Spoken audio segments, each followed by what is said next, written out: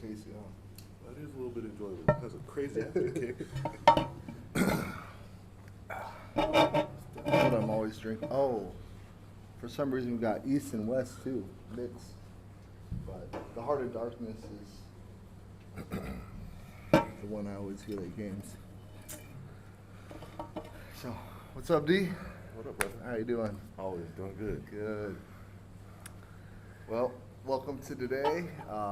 Man, good to kick it as always and just be a part of the journey. So, It feels a little bit surreal because we always talked about doing this. I think that's kind of a couple of things we'll talk about while we're doing it. It's like even how we said we're going to do it, we want to do it, our intentions were right, but we've never actually put it into action or did it yet. So right. For this to finally start happening and for it to be real is important.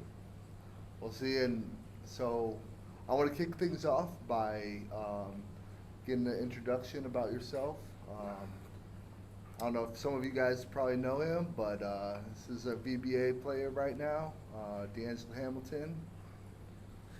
Well, Hamilton in Vietnam, which is cool. But I've been here for 5 years, off and on, playing. I'm originally from St. Louis, Missouri. Lost my parents young, so I bounced around in foster homes, and eventually ended up in Spokane, Washington, where I went through a couple more homes, did a couple more things, and then I ended up going to Ferris and meeting you. And you've been my brother ever since.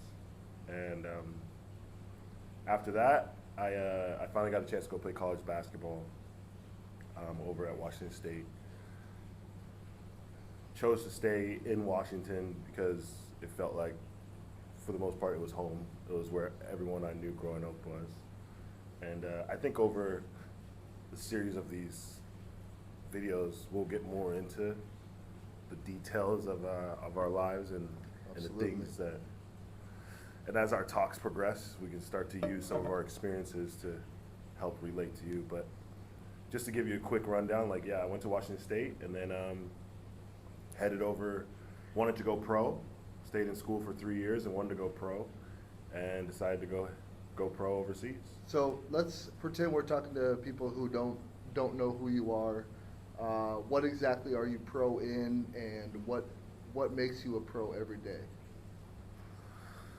First, I'm a professional basketball player.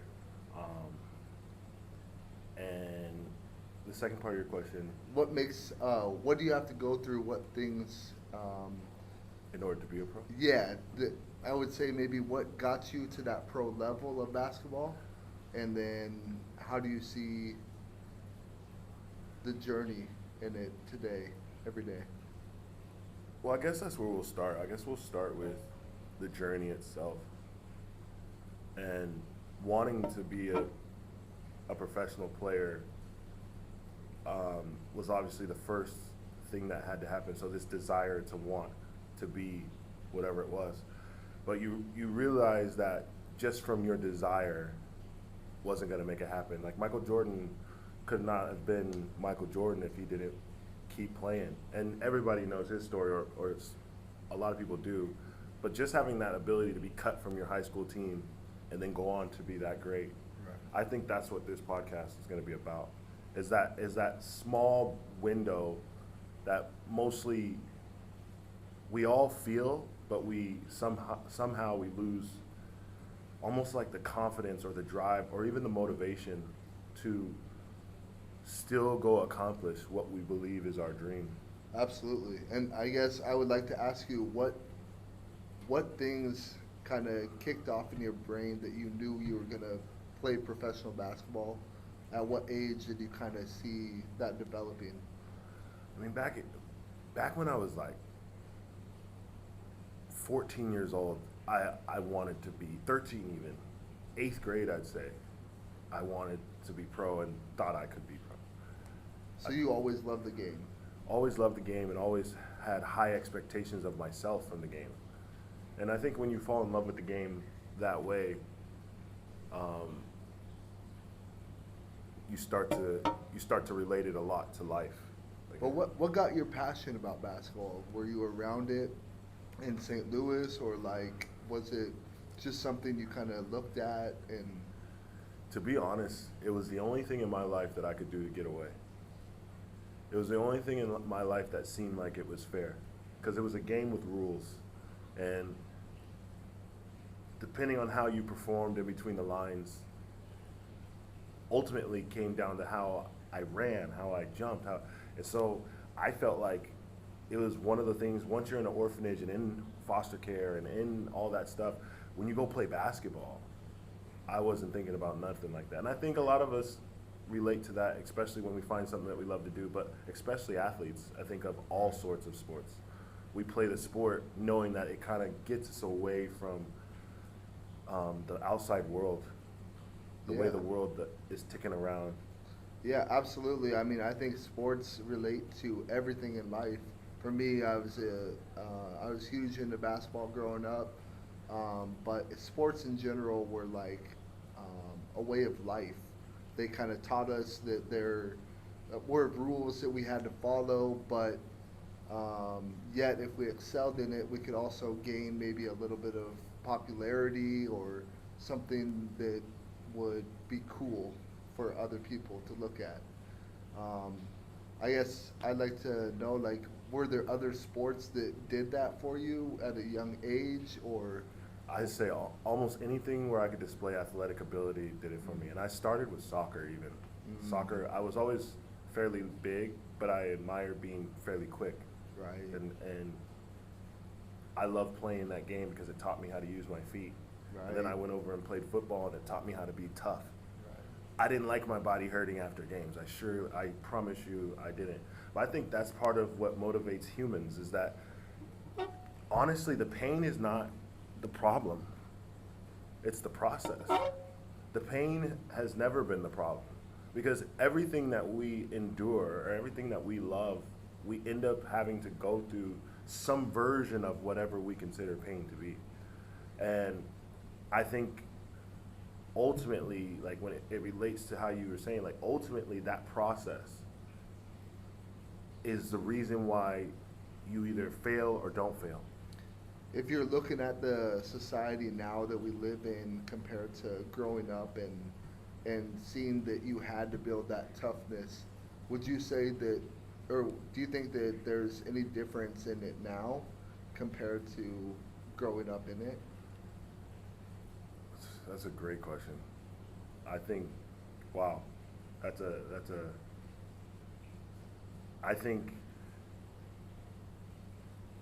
think just having those experiences while young, they seem so magnified. They seem like horrific almost. You almost feel like, I don't know very many children or people most days that didn't feel like they had a traumatic childhood here and there. Like a lot of us feel like it was fairly traumatic, especially if you were in the 90s. I don't know, I feel like the 90s was like, it's the mecca of time. Like it almost like energy and mass met each other. Laptops turned into iPhones that turned into, it was like watching magic on a stage most years. Yeah. You know, and you thought even when it hit 2000, everybody thought, oh, Y2K, little things like that. Well, we all got battle scars, but like, is there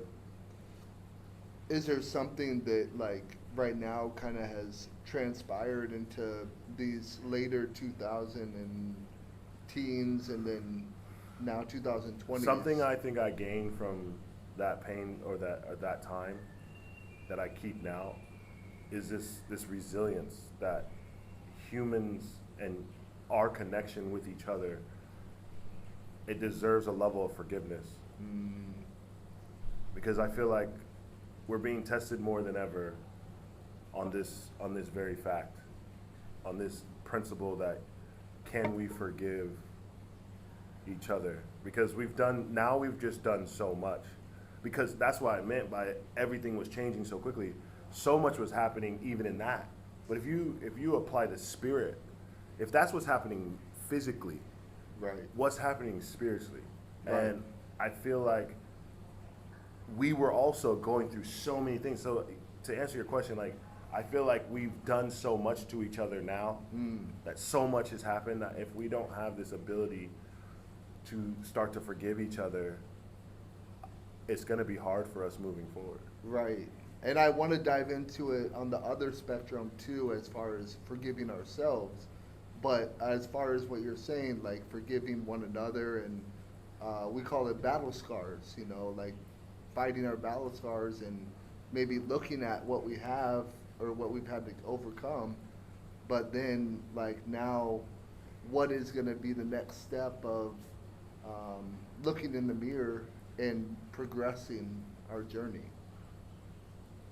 So I guess my question is, let's go ahead and dive into it. Like, is there another spectrum that connects what we are maybe doing to ourselves and self-sabotage or, you know, put things in our head? I mean, with the turn of the century coming, like, especially the time now saying that law of attraction is a big thing that's happening right now. Everyone can mostly agree that law of attraction, how you think your thoughts kind of shapes your reality. Right. And I think we're no longer at that point where everyone's trying to be conscious. Like, it's just there now. It's here. So you start to think like, okay, if law of attraction is real, my thoughts are having a huge impact on what I'm doing. And I'm self-sabotaging almost every day because when I look in the mirror, I don't feel like I'm accomplished. I don't feel like I've landed where I want to land. I haven't done what I want to do. I haven't even got to where I'm trying to go. But do you feel like that changes when you hit certain accolades? Like, you've been in Vietnam, you've been the MVP of your league many times, you've had MVP of the games, you have had, you know, 30 plus points and, you know, triple doubles. And these are NBA stats that people follow nowadays in the NBA. So is there, you know, when you hit certain accolades, does that make you feel like those things kind of, it puts it at ease? Or I call it running past your accomplishments. I feel like in this world that you're taught to be humble and not to be egotistical. So I feel like sometimes we don't celebrate our accomplishments enough even. That maybe perhaps that we in our head are hoping to be humble, but what we're doing is running past our accomplishments. so looking in the mirror and thinking of things that you haven't achieved is almost disrespectful to yourself, because now you're looking at something where you've achieved so many things that people look up to now. Yeah. Like, I go to basketball games and I see this guy play, and I can tell you, I can't count the number of fans that come up to him wanting to take pictures with him, and I'm just like, I'm happy. I'm like, you know, he deserves every bit of, you know, encouragement and excitement for his accomplishments. So this is a real treat for me to have on this show, and you know, I'm hoping that we get to have you on the show more, and you know, I'm excited to talk more with you about what Vietnam has meant, because right now I'm living and teaching English in Vietnam. So what this part of the world, this country has really, how it shaped our minds. Right. So I love everything you just said, because I feel like now it's infinite of the direction that the show could go. It's infinite to like who's gonna tap in and follow, and who's gonna comment and encourage, and who's gonna subscribe. You're gonna have, it's just gonna be one of those things that we're gonna connect with so many different people. because let's be real about it. There's gonna be younger generations also following that maybe are not yet tapped into the knowledge or that awakening, and so I hope that this show will kind of get those people excited to learn in the future. Maybe they're not at the point of making a change yet, but like slowly thinking that you can do it. What do you think about the name Journeys? Journeys? for the show. Journeys? It's great. I feel like the show should be called Journeys. I think, we gotta make sure that journeys are talked about in everything that we do. Yeah. So like, I think that it's a great idea. I think that's dope. I think And that's awesome. this channel has got very low right now, and it's just building. It's a baby right now, and so to possibly change our name is a topic that we're thinking about, and it's exciting to see where it can lead. I got a few questions of my own for you, though. Yeah, absolutely. Some things that strike my mind is, when I met you, you were also on the journey of playing basketball. Yeah. And playing basketball at a high level. And honestly, I could seriously tell you the truth. There's been very few people whose shot is that good. But that has to, I don't know. I guess I'm asking the question, like where did basketball play a role in your life? Because for you to have that kind of precision on your shot means that you obviously care as well. I mean, basketball is always going to be emotional to me. So, like, if I cry a little bit, I'm sorry. But, like, so basketball, honestly, it was my first love. I picked up a ball when I was, like, maybe 3 or 4 years old. I knew I loved the game. I wanted to be around it. And I looked at these dream teams and the Bulls coming up, and, like, I watched all of those, and we're from Spokane, where John Stockton is a prominent name, and so watching those games, knowing he was from Spokane and went to Gonzaga, I guess that kind of put in my mind, okay, he's a little man, he can fight, he's gonna make these little kids believe, like us, believe that we can do it, that we can succeed. And that leads me to the question that's like, was there a moment, because there's no deniability that basketball matters to me as much as it matters to you. Yeah. But there had to have been a moment where you're like, basketball isn't it. So the reason why it's emotional for me is, like, I went through heartbreak with basketball. When I went through those tryouts, I was trying to get on the same team as DEANGELO, and I was trying to make JV squad for Ferris High School, and I switched from private school. They had 2,000 students. My grandparents at the time were paying for my tuition. It was expensive at the private school, but I told them I wanted to go to Ferris and go outside of the box, and they were all shell-shocked. I was leaving my friends, people I loved, like, growing up, the comfort zone, and I was gonna chase something, and I didn't know if it was gonna work out. And you were chasing basketball. I was chasing basketball solely, and I went to Ferris High School because I saw the reputation it had. They were undefeated, state champs, going for a repeat. And little did I know, that season was going to be undefeated as well. So that team was something special for that era. But going back to your question, I went through tryouts and I worked hard. I actually got in a few scrimmage games. I hit game winners with Riley Stockton, Taylor Kamatomo. I hit a few shots on them, but I was not to their level of skill set, because those players had training since they were at a young age. They had been around the game of basketball with people who were successful in it, and that's something that I didn't have access to. So when it didn't pan out, is pretty much when heartbreak happened, and I realized it wasn't for me. I mean, just listening to your story, listening to your journey, I think more people can relate to that story than mine. where I found accomplishments in basketball. And I know that there's going to be times that it's the other way around. Yeah.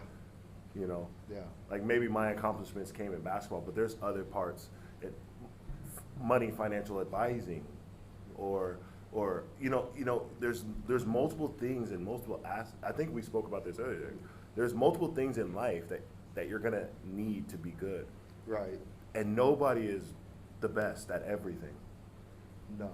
Nobody has 100% knowledge of everything.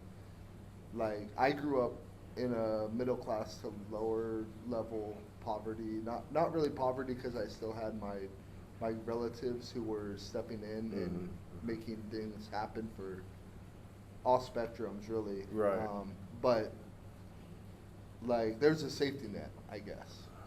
But at the same time, it wasn't up to the standards of like really wealthy family. And so, I think it kind of opened my mindset that, actually, to be honest, it didn't open my mindset. In a lot of my years growing up, I struggled with anxiety problems and not getting out and talking to people. So, to be honest, it might have even held me back. Right. Coming from that. That's crazy. That brings me, like, so many things came full circle just now. And for our listeners, especially those who may be woke or who are just following on spirit terms alone, it sounds like exactly what I said earlier about forgiving people and understanding that that's why we came to the experience, was to experience it with each other. And you just said it. Like, if you didn't have those extra parts doing at least enough, I think those are the tentacles of God. I think even if you don't use God, or we don't bring God into it as much, let's say that we just call it source or whatever you believe, or to me, if you go deep enough, it'll be yourself. Yeah. That self-worth that's like at the center or at the core of everything that you do, this self that's experiencing this. Yeah, absolutely. And I think, though there's journeys in everybody's storyline and everybody's life, I think that there's times where we all need to understand that there's like, we got to keep learning. It doesn't matter if we believe that we achieved something or we're at a certain level. If you're alive, like, we gotta be active. We gotta keep moving. Right. Like, well, I mean, and it comes down to, again, for my spiritual people, like, knowing your laws, and that energy cannot reside in the same place. right. That there is no such thing as stagnation. That you're either progressing one way or the other. And so I think you have to choose which way you want to be progressing. And Well, sorry. I'm saying, especially if you like run into something as heartbreak over, because I have a hard time believing that when you left that school and you made all those decisions to leave, that you didn't think in your head that you could become a pro yourself. That you could at least play on varsity. I believe that I could have made the college level. And you know what? That's part of what I wanted to bring into this podcast as well, is this idea that we've marked ourselves for what we believe failure truly is. And at some point, it altered your mindset to not go for basketball anymore. And these are the conversations I want to have. Yeah. Because now we're adults and we're still struggling with these kind of same these obstacles, right? Oh, let me be clear. I didn't just drop it after the tryouts. Like, I was heartbroken, yeah, and I got fat afterwards. I got lazy. But, like, after that, I had a friend pick me up. His name is Tim Colleton. Shout out to Tim if he's ever watching this. But he like, probably is. you know, he's an army cat. Like his parents were in the army, and like doing, like he just had the mindset of like, fuck y'all, I'm gonna kill y'all. He Like came and picked you in up? the game of basketball, yeah. Well, he picked me up for Hoop Fest, Oh. and so after I was feeling that way, he picked me up for Hoop Fest, and then like I started training with him Okay. and playing and like kind of getting my groove back, Yeah. and that lasted until I was 25, I would say, and I kind of went on another run of trying to prove myself. I got injured a couple times. I called in for work a few times. At job, I didn't go anyway. So like, basketball was still a big part of my life. It broke my heart, and then it broke my heart one more time because I knew that I couldn't at that point reach the level that these younger kids were doing with all the recruiting, all the political process going on. There was just literally no way for me to get in. Well, I think the other side of the story is that, I mean, I just watched a video of a guy in Africa who was like attaching rocks to a tree branch and then running up a random hill. Yeah. I mean, I think it's just no end to human limits. But when you say that, I'd hate for people to think that there was excuses. But the one thing I would want them to understand is that something within you rearranged itself so that you didn't ultimately pursue that anymore. And I want this channel to be there because I think that's what I struggle with today. Right. Is just like wanting to wake up in the morning and believe what I believe, but how by 2 o'clock in the afternoon I might have changed my mind because I don't have enough confidence to continue to do what I felt like I could accomplish. I think it's all about momentums. Today I was watching some podcasts of Joe Rogan and like some of these bigger names, and it just was like talking about people going on momentums where, you know, you could be down a few points in something and or you could be losing in some way of life, but then like that will continue to go on if your mindset is of I cannot succeed, I'm gonna keep on losing. But then there's, you know, right now we have March Madness going on. So we see all these Cinderella teams. I think it's the first year in a long time that there's been no number ones. So like when there's no number one seeding, all those Cinderella teams have a shot to win. Right. So they're clicking at the right time of the year. Right. So I think if we get ourselves going at the right season in our life, anything is possible. I think that starts with when you rise in the day. I think, you know, this channel will be fun because we'll get to dive into some of those things like things I call spells. Right. You wake up and say good morning, but I wake up and say grand rising. Right. I don't think we're mourning anything. Right. Right? I don't think we're not at a wake. Nobody has died. We are rising.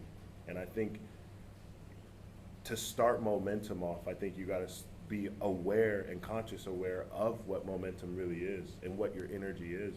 And if in the morning you rise and start your day off right, feeling good. So let's dive into momentum a little bit. This is maybe a word that some of our viewers are not very familiar with, or they want to know or hear more about it.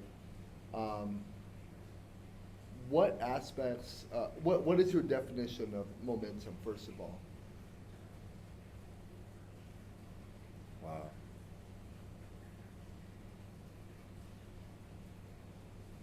I just thought about this because if I relate it to basketball, it might be a little different. Okay.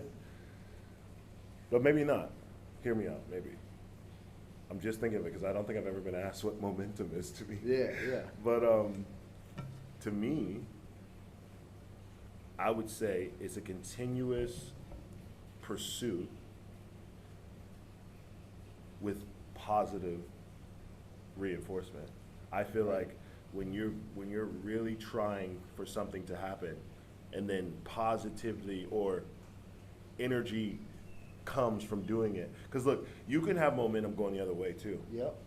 And that is a result of your thought process pursuing that thought. Right. Pursuing the quote unquote negative thought. The energy that's rewarded to that thought is the momentum. Right. So I think when I say basketball, I think we all want to win the game. So Yeah. we say momentum is when we start scoring points and the other team doesn't, or it feels like the momentum is on our side. But I think that still is a Nah, I mean, momentum is also negative, and they have slumps. I mean, you look at some of the best shooters in the game. Like if they're on a slump for one game, or they miss a game winner, then like at the end, maybe their confidence goes down into the next game, and it becomes a slump where they can't hit nothing the next game. okay. So maybe I just would put it that energy or momentum is the energy that is given to a consistent thought. Yeah, absolutely. I love that. So like honestly, I relate a lot of the way I talk, the way I go about life. I relate to it in a basketball sense. Yeah. People don't really understand, or a lot of people try to criticize that, but really, like, it's something that will never change. Yeah. I can't get it to change. So, there's I mean, you just watched me stumble through that question, and it took me having to go to basketball to get it. no, but it made complete sense to me, because honestly, there's no better way to put it. It's energy being put into it, and if it could be positive or negative. Right. Right. Like, let's take these Cinderella teams. If they're maybe have a crappy beginning to the season, they lose to a few unranked teams. Say you're Gonzaga out there, and then all of a sudden you're in the WCC, and you lose the WCC. Now you're going into March Madness with that low energy, and you're gonna either dwell on it or you're gonna excel in it. You're gonna rise, and I love that. I love that. I love that because even so, the best part about it, to all my souls that listen, is that at a given moment you can change your momentum. Right. And sometimes only when things are going great and it goes the other way, you say it's bad. But when things are going bad and it changes the other way, you say it's good. So I think you have to live on both ends of the spectrum. You have to understand it. You have to appreciate it, and know that just from a simple thought or a simple shift, you can change the outcome. Yeah, and I mean, let's not sugarcoat it too. Like, having that perception or that mindset, it's gonna come through after a few failures. Right. Most likely, unless you're one of the rare exceptions. Sure. But most of us, we've kind of taught ourselves this too. But I also say that goes with our thought process. Right. And which is something we'll also talk about later in this channel is, the programs that we've downloaded for ourselves that create our avatar or our person that we are becoming every day in regular life. I think what we've programmed in our head and what we've told ourselves time and time again. So that could be just as easy as saying that we have to struggle in order to find success. You have to fail in order to know success. Well, actually, if you really look at it, it's been proven that you don't have to fail. Right. You don't have to fail.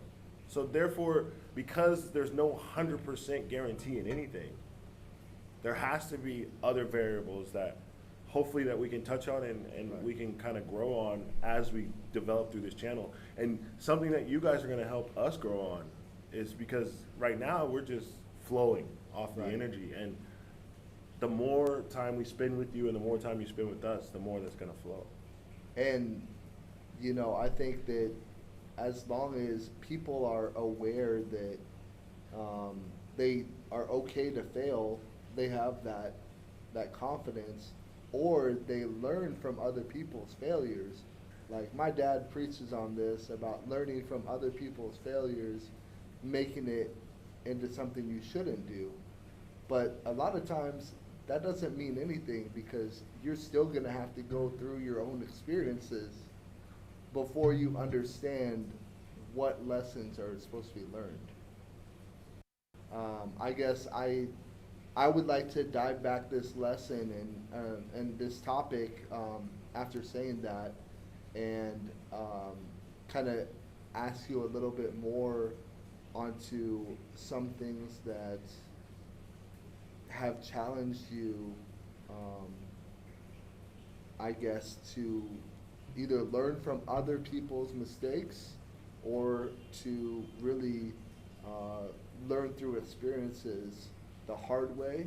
And do you think that the hard way is necessarily the bad way, the wrong way? Man, that topic is going to open me up so well and so beautiful, and that's why I say to all our viewers that if you really want to tap in, this is where we're going to leave and pick up later.